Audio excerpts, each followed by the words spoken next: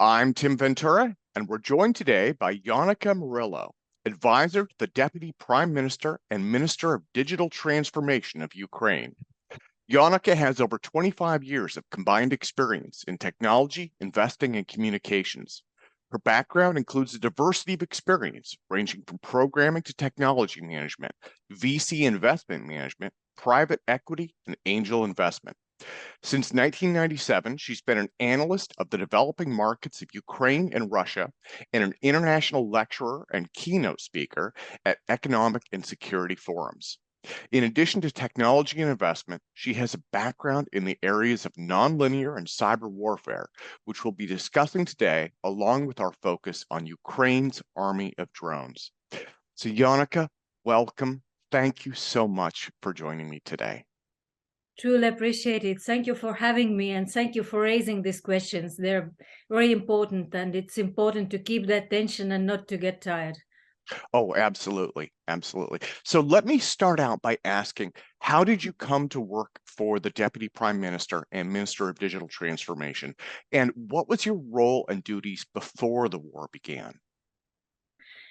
Well, actually, the background is quite complicated, meaning that I didn't just come to Minister of Digital Transformation. I started like preaching the technologies, the digital change, and preaching in Ukraine that one day there will be day that everything will be digital and no human interaction, meaning that no corruption because computers don't take bribes, and it was in 2013. So since then, I've been advisor to, actually this is the third minister, and I'm very happy he has me, and always basically trying to make this digital transformation happen, which means e-government, e-services, and starting from like piloting in cities. I was like in Dnipro and in Lviv and in several cities, because after a long time of preaching, basically the first minister with whom I worked said that, okay, you have been talking the talk, but can you walk the walk? That what do you mean by that? And gave me a chance basically to start digitalizing everything that was very manual at that time. And I'm very, very proud of actually the Minister of Digital Transformation, because I hope we will touch these topics about how technology has changed Ukraine, and how much it has made Ukraine more prepared to what is going on, because you can offer services remotely. And this was one of my tasks before the war, basically, that to help make services available to citizens without coming to like service centers, using the government services online. And Ukraine has launched a great application in smartphone to have any government service online and one click away, basically. So it was everything about digital services. Now it's unfortunately more about the technology which is supporting winning Ukraine in war. Yeah, absolutely. Well, I think it's widely known that Russia and Ukraine had political tensions for many years before the war, but I think everyone, I mean, I was definitely surprised and shocked by Russia's invasion of Ukraine. So I'm wondering, how has the war affected yourself, your friends, your family, and your colleagues in Ukraine? Can you share a bit of your personal story of the war? Well, I think unfortunately starts a very long time before 2022, meaning that there is a prehistory why it happened and a context, because unfortunately Russia is considering itself a kind of continuation of the, let's say, Peter the First Empire or Soviet Union, at least the Kremlin and the government does, which means it still like carries on thinking that the territories that were lost in their meaning by crash of Soviet Union, that they belong to Russia, which they don't and which they never had. But this imperialistic thinking has been there for quite a long time. And coming from, I'm half Estonian, half Ukrainian, I've seen also, I've been born in Soviet Union, and I remember, I know I've heard so many stories from the occupation from basically Soviet times before that. And this is basically the continuation of the same mentality, that it wasn't like the war happened in one day. It was ideology which was there for a long time, meaning that, as President Putin said, that the fall of Soviet Union was, by his thinking, the greatest catastrophe of the 20th century, because and this was a pre-context, meaning that actually it all started also before in regards to wars. Like if you remember Chechnya, if you remember Syria, if you remember the Georgia 2008, also Azerbaijan, it was actually the same people even. They were the same commanders, the same Dvornikovs, the same Gerasimovs. So when Putin basically saw that no consequences, no sanctions, the West is not responding, it understood that it can go further and further. So basically, it was a continuation that, okay, now let's bring back the territories which Putin considers his own, which Ukraine, of course, doesn't consider. And in 2014, there was a first attempt to, let's say, conquer Ukraine and Ukraine temporarily lost part of its territories in Donetsk and Lugansk, Crimea already in 2014. So Ukrainians are considering it pretty much as continuation of the same war, which started already over 8 years ago.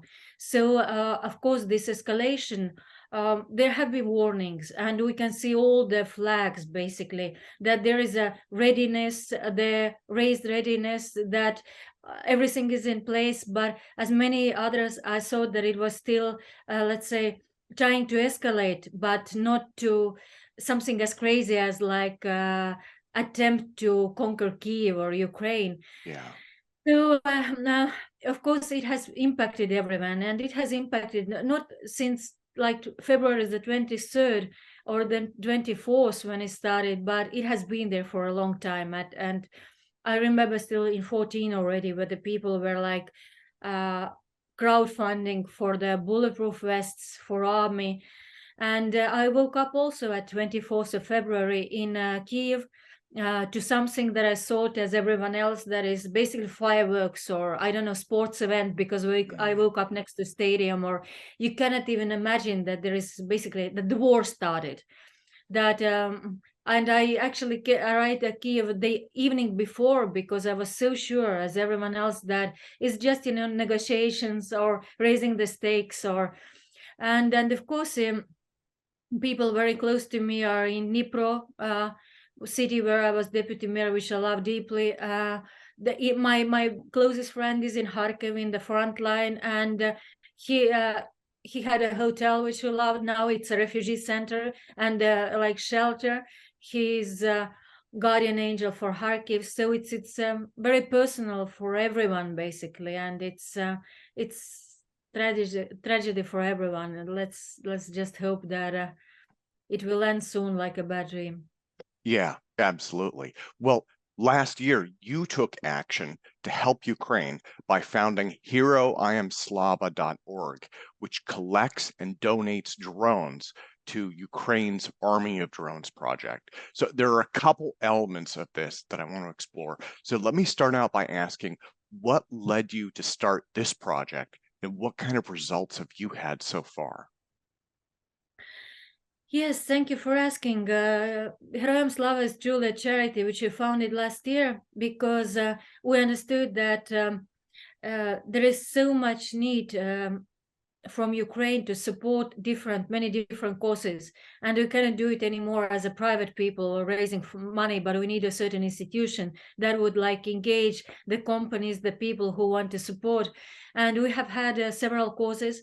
The first cause was actually fundraising for a military surveillance drone. And the story even started again like 8 years ago, when Estonia started developing military surveillance drones.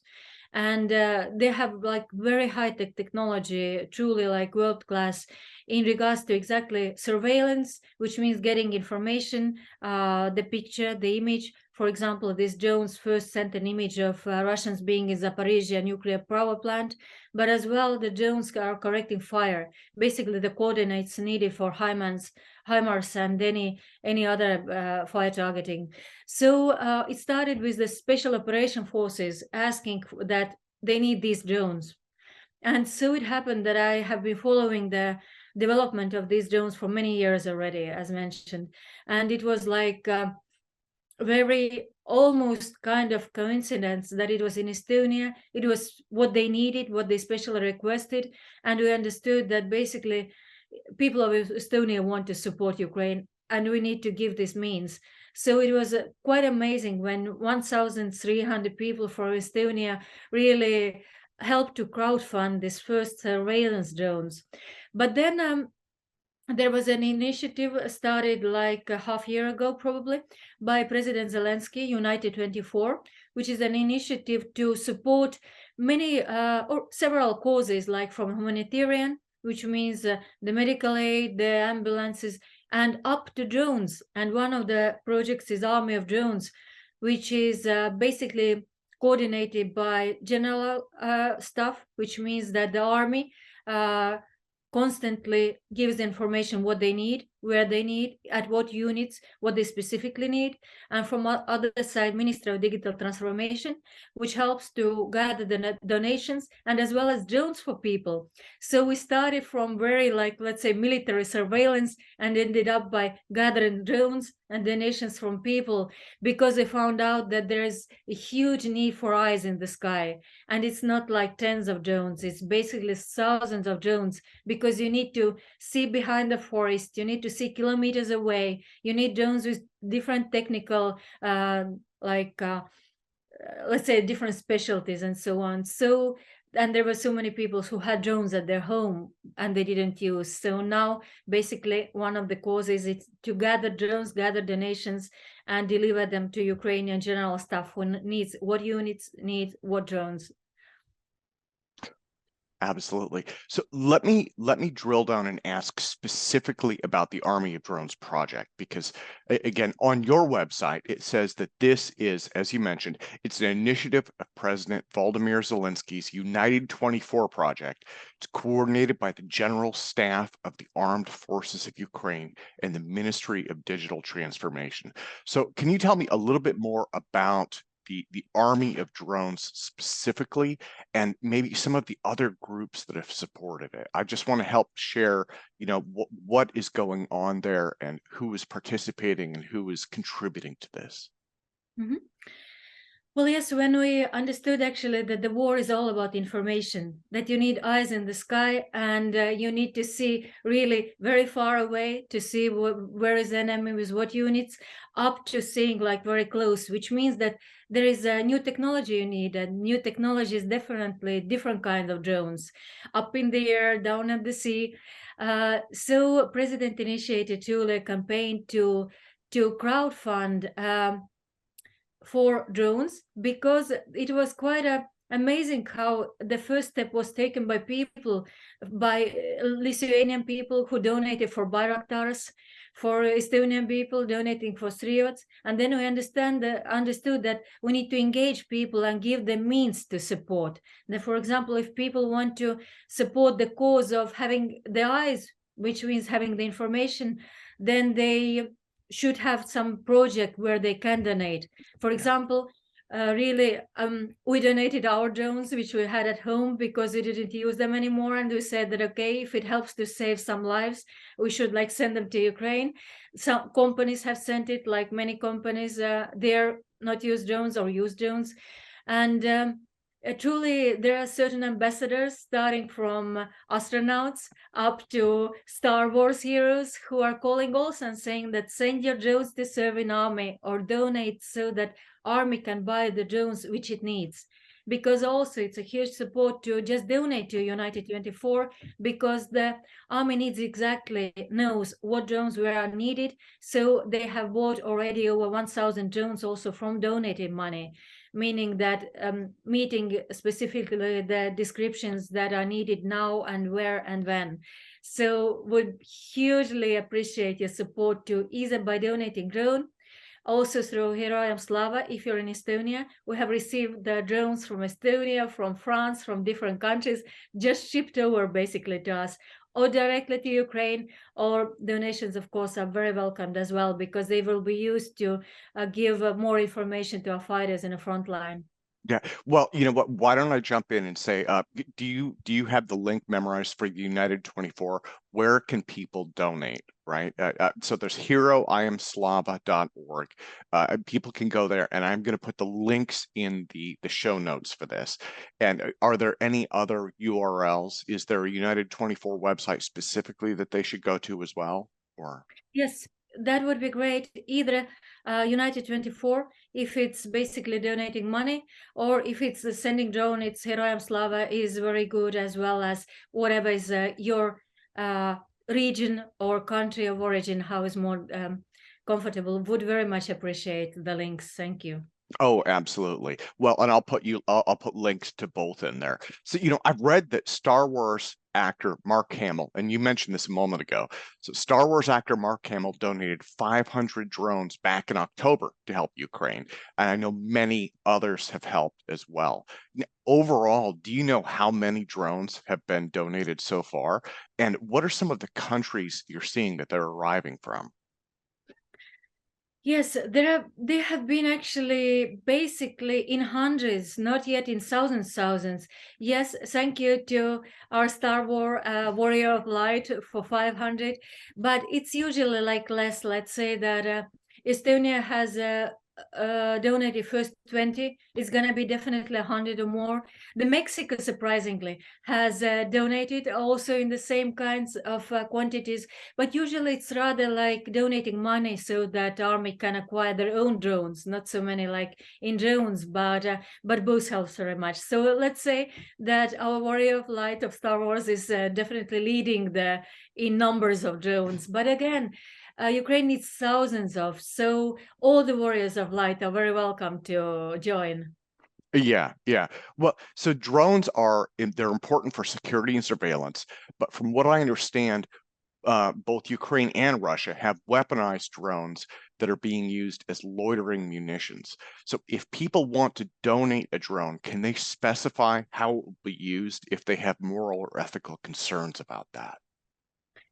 Yes, thank you. That's a very good question, actually. And for example, us through Heroiam Slava, we don't finance, fund, or acquire loitering drones. Okay. It's just only for surveillance causes, and it's also a principle that we're not into military as such. We're in delivering information, but we don't acquire like anything that can, let's say, directly kill the target.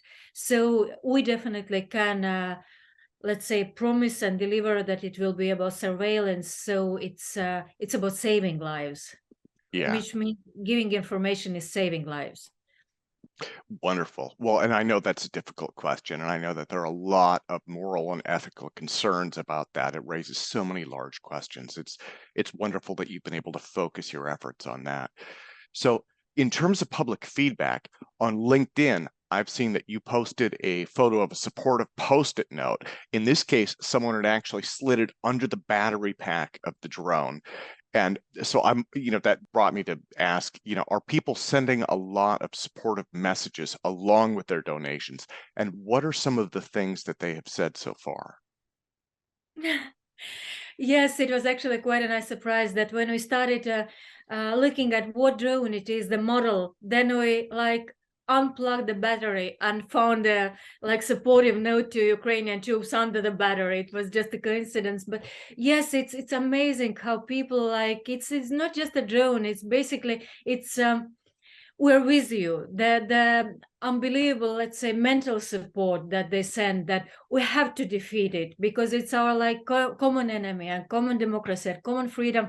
It's, I don't know if I can like, let's say, advertise in your ear, but it's, we have received even like Estonia freedom drinks, like specialized, which is like the bravery shots and so on. So anything from small notes of bravery up to the small souvenirs and presents from Estonia.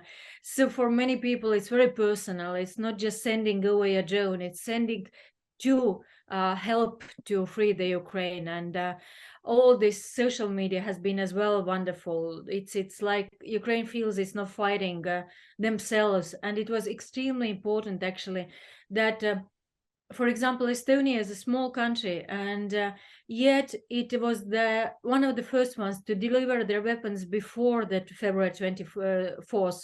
And so many people of Ukraine are grateful for this mental support. You believe in us, and you're there for us. And it's not so much about the money or donations. It's exactly these messages in the drones, in social media, that keep Ukrainians also like strong and understanding that we're not alone. And all these open and hidden messages help so much for the spirit. Oh, absolutely. Well, you are not alone. One of the things that I'm seeing, I mean, I'm in the Seattle area, right? So I'm on the other side of America, but I have seen so much support for the people of Ukraine, and I guess so much outrage about just everything that the war has involved. So yeah, I think the entire world is really supporting, Ukraine, and sending you best wishes and hoping that this war comes to a rapid conclusion with minimal loss of life. This is truly a tragedy, So from the bottom of my heart, I am hoping that things are resolved quickly and swiftly and, as peacefully as possible. And I know so many other people are as well. Um, so in terms of Estonia, you mentioned Estonia a moment ago. On your website, it said that Ukrainian drone operators have been training on drones in Estonia, and I believe you're currently there as well. So has that country been a relatively safe and supportive refuge while Ukraine struggles with the invasion? Yes, Estonia is actually bordering with Russia, and Estonia has the same basically heritage or legacy of Soviet Union of occupation. We have the same neighbor, so it's very like personal for many people, and we so much understand what Ukraine is going through, and we understand basically the fight for the common enemy that sees also Baltic countries, Poland, and so on part of their, let's say, non-existing empire.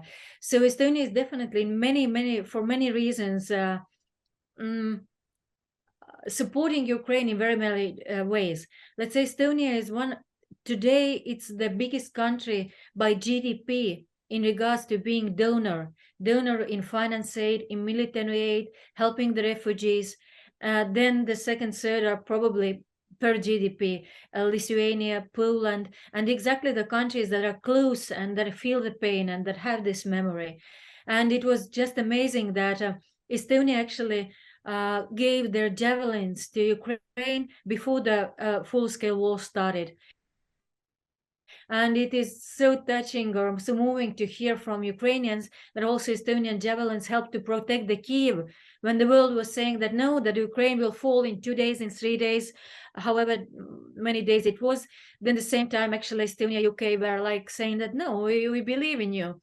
And then the Estonians, like Estonians as people by private donations, Estonia's country has been delivering pretty much everything that Estonia can, as well as it was actually amazing when Estonian Prime Minister Kaja Kallas was elected by or nominated by Politico as the powerhouse, let's say, of Europe, or one of the most influential people, because she was called as Cassandra, meaning someone who tells or whispers the predictions that no one believes, but that come to be true, the omens, basically.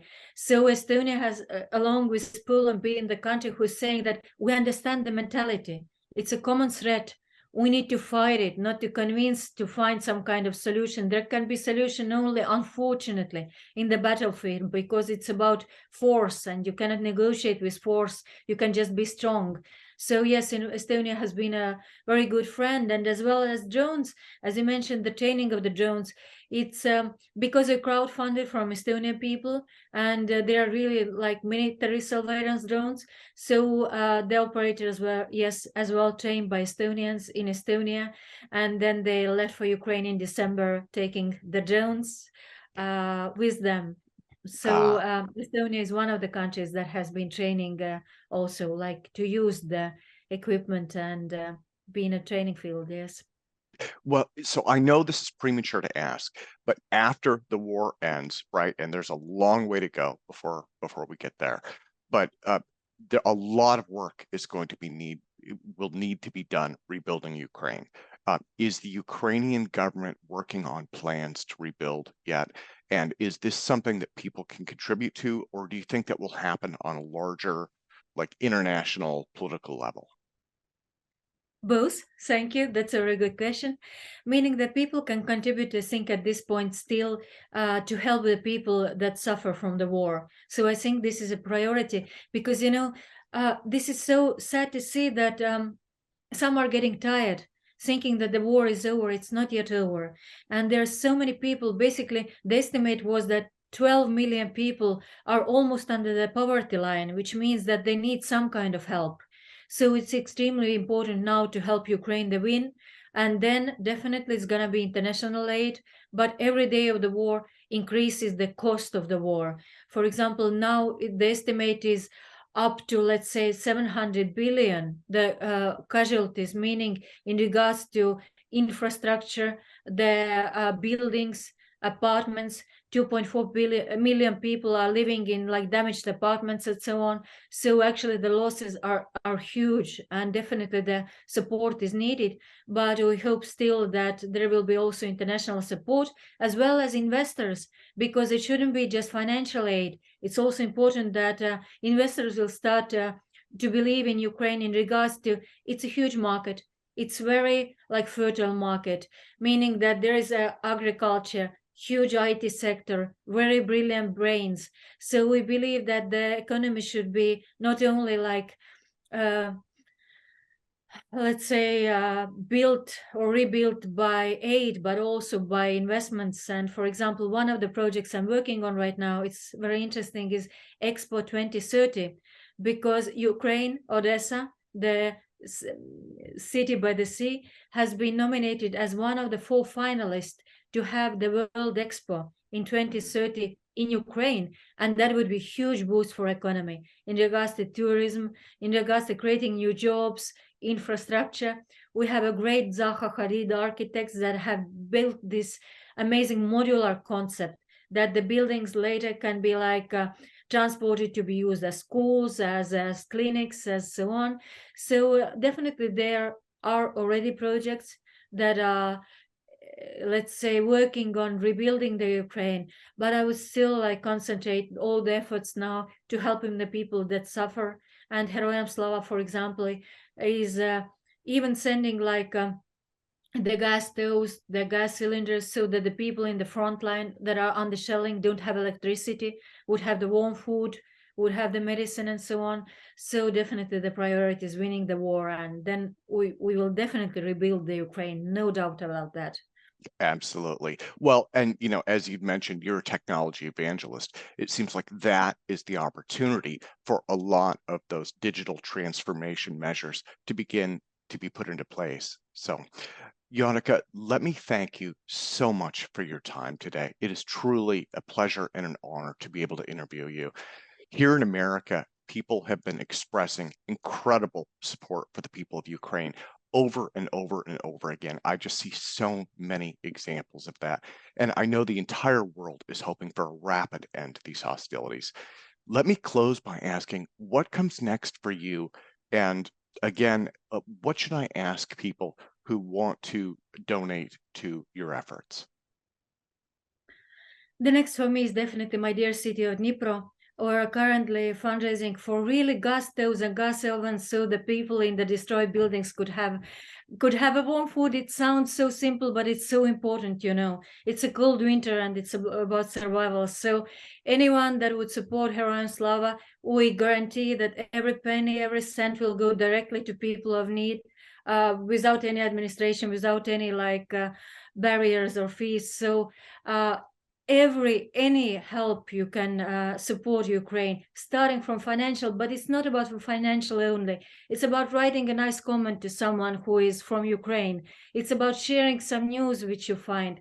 It's about helping some refugees, or just even by kind word to someone who has migrated to US. Or it's like any and every, and even the simplest ways to show the support. And Ukraine is very appreciative nation. They truly would say 1,000 thanks for being with Ukraine and for supporting. And US has been amazing, absolutely an ally. And it could be felt in so many ways, by words, by any help. So truly, you're a great friend to have, and it's very appreciated. Really, thank you. Well, and thank you. And again, heroiamslava.org, and I will put links to all of this in the YouTube show notes. So, Jaanika, thank you again so much for your time today. Very appreciated. Thank you for having me.